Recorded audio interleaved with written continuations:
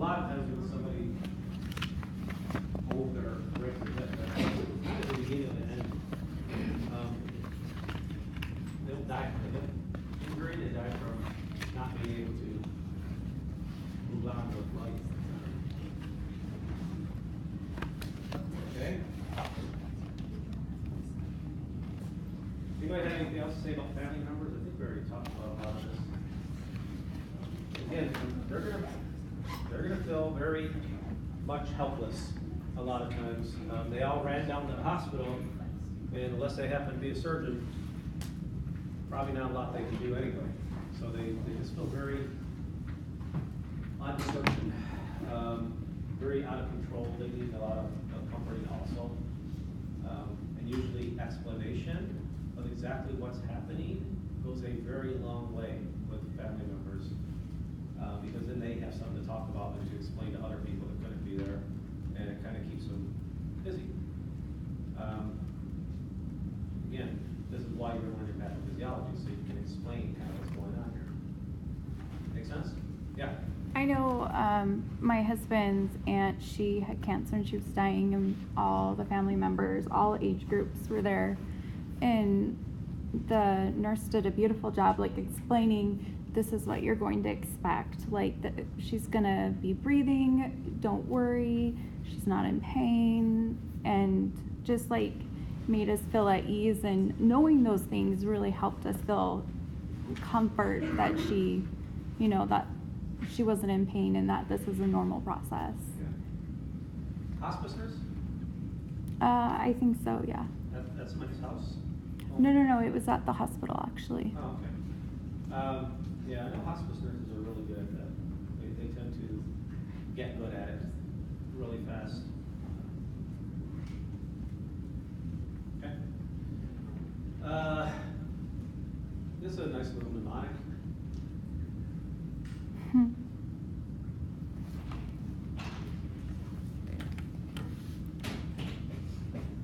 Not really sure what I'd add onto it. Pretty self-explanatory.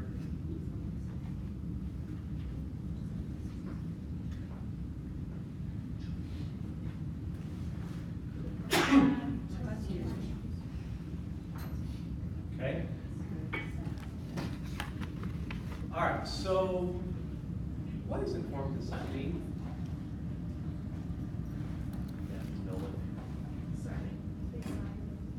Okay, they do sign it. It's usually a document, right? Informed consent document. They have to know what they're signing. Okay, there are certain parts of the informed consent document that are standard. Again, you use the same, more or less the same document in research or in a hospital. And that is, this is what we're going to do. This is how we're going to do it. This is who's in charge. You have the right to do this or not. These are potential risks. These are potential benefits. And you have the right to leave and stop treatment once you started. I think that's about everything in there. Oh yeah, we're going to keep it confidential as much as possible. However, you can't guarantee ever 100% confidentiality because you don't know when other people are involved, especially friends and family members, you know, what's going to be spread where, right? So they sign that document. 9 out of 10 times they don't read it, okay? You do kind of have an ethical responsibility to make sure that they understand what they sign. Even if you just explain it to them, like I did that fast, it's going to save them 5 minutes of reading. At least they understood this is what you're signing, because they're going to have 80 pages of documents they're signing. It's like buying a house. Okay, any questions on that? It's a pretty standard thing. It's going to be everywhere. All right. What's the difference between withholding or withdrawing treatment? Withholding or withdrawing treatment? So withholding is postponing or not. Okay. Why would you withhold or withdraw treatment? Oh, that's a good one. Second opinion, right? Hey, I think you have terminal cancer. I want to start you on chemo, radiation, starting tomorrow. New symptoms arise And from the you may say, medication? no, let me get another opinion on that, right? So that would be withholding treatment, right? New symptoms arise. So maybe you did start the treatment, and now you're like, you know what, and this happens all the time, especially with cancer. I can't handle the constant throwing up, nausea, vomiting, I'm feeling sick and weak all the time, I just want to stop. And that does happen all the time. Okay, you realize that if you stop, you're probably going to have 3 months to live. Yep, got it. Because if I continue, you're saying that I may not live more than 8 months anyway. You know, so that does happen all the time. So you can withdraw from treatment. Again, it's the patient that really matters. Patient's opinion on this. They have to be informed as much as possible. That's one of the key points of your job, right? Or anybody's job, honestly, in healthcare.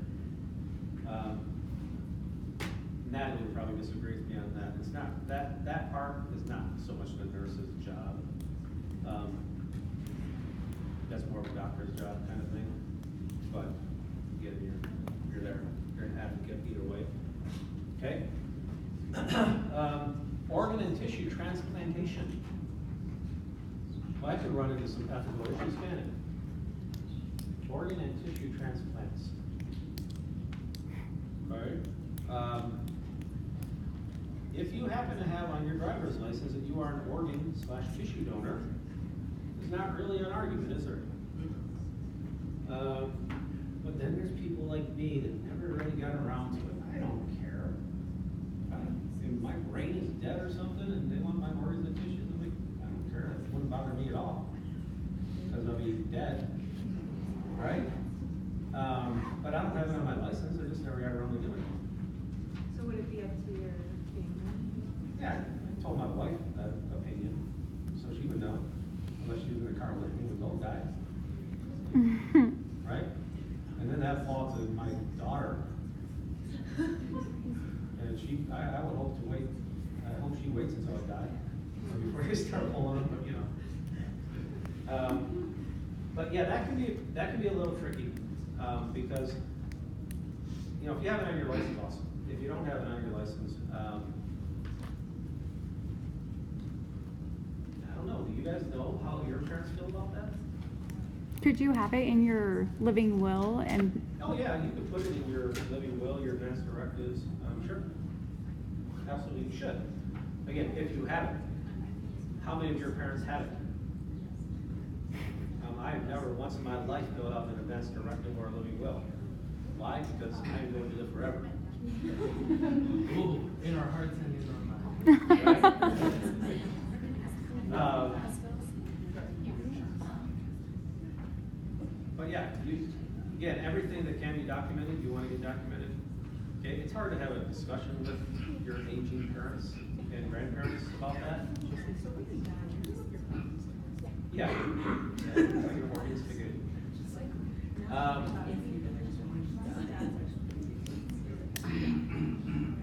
So again, you run into the same ethical issues there as you would with anything that we were talking about, like that DNR thing. You need to know what the patient would want. And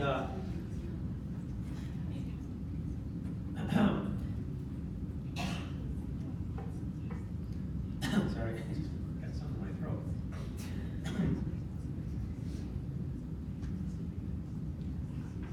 Does an organization who takes the body and does the transplant, do they come and talk to the patients about it? Well, they won't talk to the patient unless they can. Well, I mean the family, because Yeah, obviously, they will come in. Oh, does the organization that takes it? yeah, so does a hospital refer out to a different organization, or how is that done? What's that? Like UNOS company? Yeah. Technically, it just means the doctor or nurse gives the information. UNOS just is a company that directs where they're going. Yeah. Those companies aren't, there aren't that many of them running around where they can like have somebody in every hospital at all times. Mm-hmm. It'd be ideal, I guess, if they could, but no, usually it's just, this is something that typically the doctor will have this conversation with the next of kin. Usually it's a surgeon thing, because it seems like everybody ends in surgery before they are able to give, organs or something like that. I guess not all the time, sometimes some life support, they decide to pull it, and that's when, again, they'll, usually have that conversation with the patient's next of kin. But yeah, once they get the authorization, then sign here, they call the company comes in, takes the organ, and takes where they're going. And they make the decision what they want to donate and what they don't want to donate. They can, I guess you could be very specific. Not sure why you would, but you could. Yeah, not sure how that would pan out. Yeah, donate his heart, but keep his kidneys there.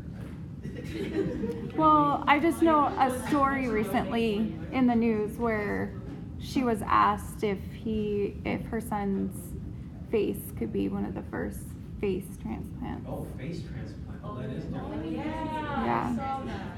Well, That's not actually face. There's certain things like face and eye and stuff where they have to specifically ask for that, because like if you want an open casket or anything like that, you have to get special permission. Take his face, we'll have the working casket anyways. Yeah, I forgot about that, that's true. Yeah, I like my face bigger, so. yeah, that's a good example. You don't just donate somebody's face. I don't know, I don't know. You don't want somebody's face showing up on somebody else without knowing about that in advance. No, that'd be creepy. It's not, no, they look different. I mean, they don't literally look just like them. Like face off. Yeah, it's not like that. No, it's more of like you said, that's gonna make funeral decisions, right? If you donate somebody's face.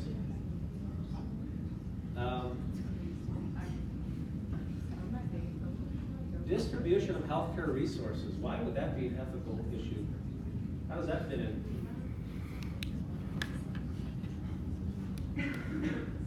Trauma situations? Okay.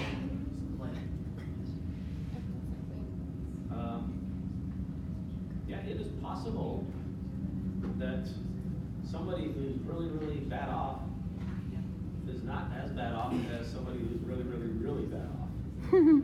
Right? And then, what if there's somebody who's really, really, really, really bad off, so much so that they're probably not gonna make it anyway? So you're prioritizing based on. Is that like the organs, because they like weigh out? Yeah, they're doing that with organs, right? Just because you need a liver does not mean you're going to get a liver because you've been waiting the longest, right? Like, for example, when there's a car accident, the EMTs and stuff still have to perform CPR on a patient until they get to the hospital, but they're not gonna do any extensive measures, right? Because it's like a doctor has to contact them. Yes, yeah, EMTs can declare somebody dead. So they wouldn't take any other extensive measures. Well, sometimes a paramedic will, for all practical purposes, do that. But that's like if they walk into a house and that person has been dead for like a day and they're ice cold, you don't need a doctor to do that. I mean, technically the doctor will have to do it eventually, but EMT's not gonna do CPR on somebody who's Friggin' mortals. clearly dead and rotting away. I can save him, don't worry. Yeah. David Rockefeller said 7. But yeah, you do run into some ethical issues with healthcare resources. Yeah. Because like EMS controls who gets organs, who gets like operating rooms, like that has to be prioritized too, right? Yeah, exactly. So you run into the same issue with organs as you run into with operating rooms. As you run into with space, period, sometimes.